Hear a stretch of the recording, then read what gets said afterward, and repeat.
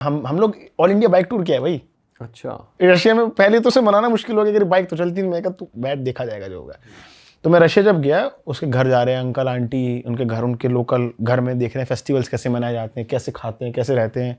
वो उसके पापा एक बार ले गए, जमी हुई झील थी, उसमें छेद कर रहे हैं बैठ के कांटा डाल के मछली पकड़ रहे हैं -35 में। अरे बाप रे।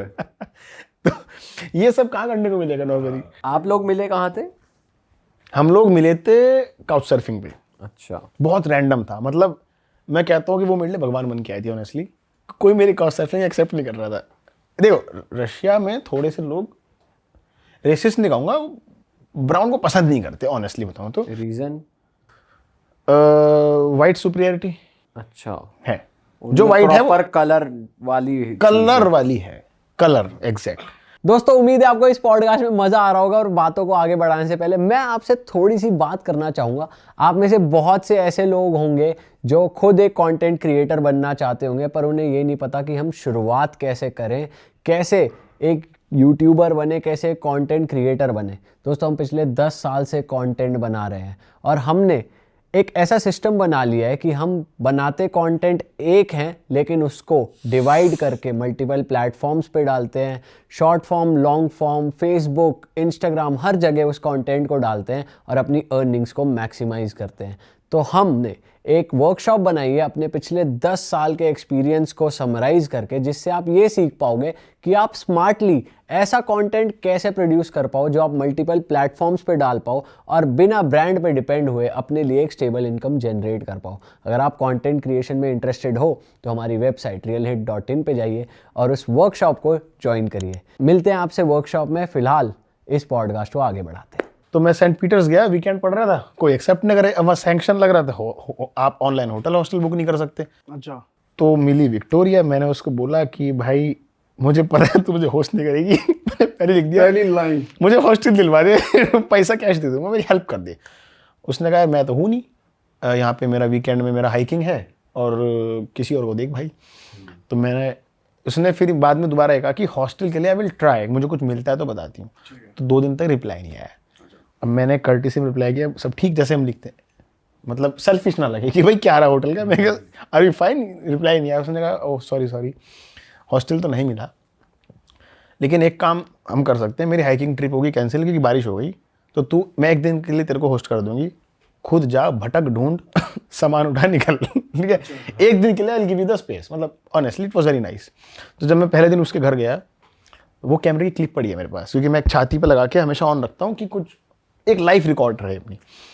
तो उसने जब 1 दिन में रुका, उसने कहा यार इट्स फाइन, लाइक तुम्हारा बिहेवियर ठीक है, मुझे परेशान नहीं कर रहा है ठीक है, रह ले भाई 3-4 दिन जितना रहना है एक अब I can host you, trust आ गया। तो ऐसे मिले थे। उसके बाद यार हम 6 कंट्री साथ घूमे, हम Sri Lanka, Kazakhstan, China, Indonesia, Malaysia, India बहुत घूमे हम। अच्छा। अब बीटेड कर रहे हो आप लोग? नहीं अब खत्म है। अच्छा, कितने साल चला आपका, अगर आप बता सकते? हमने यार 2023 में हम मिले थे, हाँ, और 25 में हमने एंड किया था, तो लगभग 1.25-2 साल। And it was really good time. मतलब भाई कैसा रहता है एक फॉरेनर को डेट करना, मतलब अगर कंपेयर किया जाए यार इंडियन से? पर्सन टू पर्सन डिपेंड करता है। जैसे उस हमारे बीच में क्या था ना, हमारे बीच में इनसिक्योरिटी इश्यूज नहीं थे। पार्टी मारो ना 6 बजे तक, कर ले भाई, बट काम भी करना है ठीक है। और इनसिक्योरिटी इश्यूज हमको नहीं आए।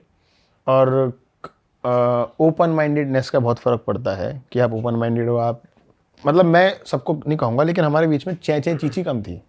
तो ये चे टाइम खराब होता है, ये बढ़िया चीज रही। बट फिर ब्रेकअप हुआ क्यों, अगर वो भी शेयर कर सकते हो ये तो? पर्सनल है।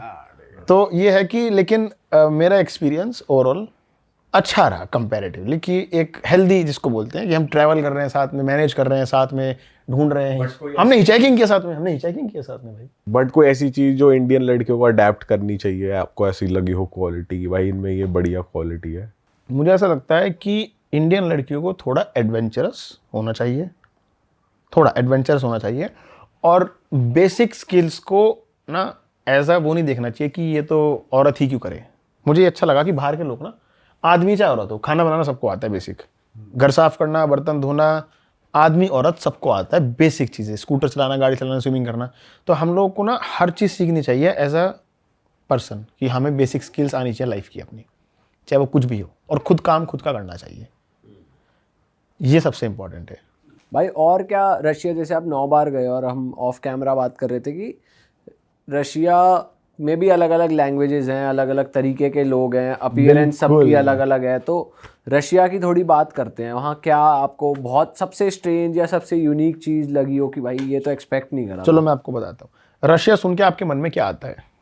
सीरियसली बताना, एक एक करके तीनों फटाफट। भाई ठंडा मौसम की बहुत ठंड है उधर। सच्चाई बताओ। सच्चाई बता रहा हूँ, नहीं वो वाली चीज जो आप कह रहे हैं वो तो एक है ही, चलो प्रीकंसीव नोशन है कि रशियंस को लेकर जो बना हुआ है। नहीं वो नहीं, हटा इन दो, जनरल but वैसे- अगर मैं बताऊँ रशिया कंट्री ऐसा क्या आता है? ठंडा, बर्फ बर्फ, बर्फ ही बर्फ, वोडका, अलग अलग बोलो। थोड़े रूड लोग आते हैं दिमाग सुंदर में। लड़कियां, सुंदर लड़कियां। जैसे हमने जो इंटरनेशनली रशियंस कभी मिले हैं ना, तो बहुत ही स्ट्रेट फेस और माफिया, रशियन माफिया, थोड़े रूड और टफ गाइज। देख के लगता है कि हाँ आसानी से बात नहीं होगी भाई इनसे। बिल्कुल। एज अ ट्रैवलर मेरे मन में आता है मॉस्को।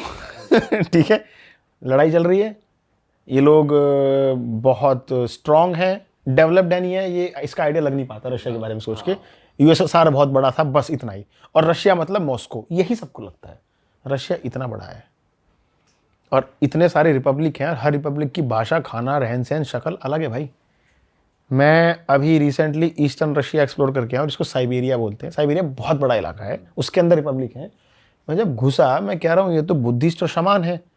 आप वेस्टर्न रशिया में जाओ तो सारे ऑर्थोडॉक्स क्रिश्चियंस हैं, यहाँ तो क्रिश्चियन की बात नहीं कर रहे हैं, यहाँ तो सब शमान या बुद्धिस्ट हैं। शमान भी बुद्धिस्ट जैसा ही सेम रिलीजन है, बट ये लोग सब पीस लविंग है, शांति है, मेडिटेशन वगैरह उस सब वाले, माला वाला पहनते हैं लोग। और जब मैं ईस्टर्न रशिया में गया, वो बहुत वेलकमिंग, लोग बात कर रहे हैं, हंस रहे हैं, घर बुला रहे हैं। मैं घरों में रुका लोगों के बिना काउच सर्फिंग के, अच्छा घरों में रुका तो वो लोगों। कहाँ मिले आप ऐसे लोगों से, मतलब सड़क चलते सड़क चलते ऐसे हिचहाइकिंग करते हुए? ऐसे सड़क चल रहे। एक मेरे एक लड़की से मिला था, बुरियात थी वो, मतलब वहाँ का रिपब्लिक है बुरियात, उलान उदे सिटी है।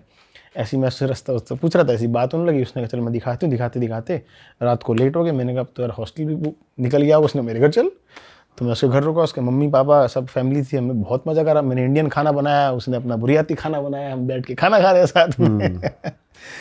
तो लोग बहुत ट्रस्ट करते हैं इंडियंस को, they like Indians there. Eastern Russia is good. और भाई आप ये जो ईरान में जैसे अभी वॉर चल रही है, और हमने बहुत ट्रैवलर से सुना है भाई ईरान से अच्छे लोग किसी कंट्री में नहीं है, अफ़गानिस्तान और ईरान, वो इंडिया का बहुत रिगार्ड रखते हैं। तो आपका कुछ यूनिक एक्सपीरियंस रहा है वहाँ पे? ईरान का सुन के दिमाग में क्या आता है आपके, एज अ आम जनता? भाई आम जनता ऐसे आता है कि ज़्यादा डेवलपमेंट होगी नहीं, गरीब लड़ाइयाँ सा चल रही देश होंगी। है, ज़्यादा कहीं ना कहीं मिसाइल गिर रही स्क्रैपर्स होगी। नहीं होंगे। लड़ाई सबसे पहले माइंड में आती है कि वहाँ चल रहा होगा। ये मेरे पिताजी सोचते थे, तो मैंने उन्हें बताया नहीं मैं ईरान जा रहा हूँ। तो लैंड होके बताया पापा ईरान आ गया। यहाँ तो सब बढ़िया है, सब खैरियत। तो ईरान की कहानी जो है, मैं हॉस्पिटैलिटी तो मुझे नहीं पता था जाने से पहले। मैं तो रशिया के एयरपोर्ट पे था, सस्ती फ्लाइट मिल रही थी। मैं इतना पता था कि रशिया में इंटरनेट रेस्ट्रिक्टेड है, तो मैं किसी को ढूंढ रहा था कि बता दो क्या क्या ऐप डाउनलोड करूँ। तो एक आदमी मिलता है, बोलता है ये ऐप डाउनलोड कर ले। इंग्लिश आती नहीं थी, टूटी फूटी इशारों में बात हो रही थी। उसने जाते जाते एक बात कही, मेरा नंबर रख ले भाई, कोई समस्या हो मैसेज कर देना। मैं ईरान के एयरपोर्ट पे हुआ लैंड होती डब्बा गुल, फ़ोन काम नहीं कर रहा है, इंटरनेट है नहीं, टैक्सी कैसे बुक करें, airport is very far away from the city. तो एक पाकिस्तानी लड़का नॉक करता है पीछे से, भाई हिंदी बोल रहा है, क्या हो गया, कहाँ फंस गए? फंसी गया, अब क्या करें, ना इंटरनेट है ना पैसे हैं, करेंसी यहाँ की। बोल रहा मेरे घर चल भाई। ठीक है, पहले और बता डिटेल में अपने बारे में और परिचय है अपना। और परिचय दो, कहाँ से हो, तुम्हारा पासपोर्ट की कॉपी दो। देखो इंडियन और पाकिस्तानी लोगों में अगर हम पॉलिटिक्स भूल जाएं तो लोग ट्रस्ट करते हैं एक दूसरे पे। बाहर हाँ लोग मिलते जुलते हैं, अब धीरे धीरे ट्रस्ट कम हो रहा है धीरे धीरे, लेकिन इन जनरल मैं as a traveller I meet everyone. Avoid थोड़ा बहुत कभी कभी कर देता हूँ, लेकिन इन जनरल प्रॉब्लम। वो मुझे अपने घर ले गया, मैं कैमरे में बोल रहा हूँ वैसे, वो पीछे खड़ा है, पीछे गाड़ी के पीछे, मुझे पता नहीं साला कौन है ये। और मैं अगर कुछ हो गया तो उसकी शक्ल ले ली मैंने। कहीं मेरा कैमरा मिला तो उसको पहचान लेना। मैं भरोसा करके जा रहा हूँ उसके घर।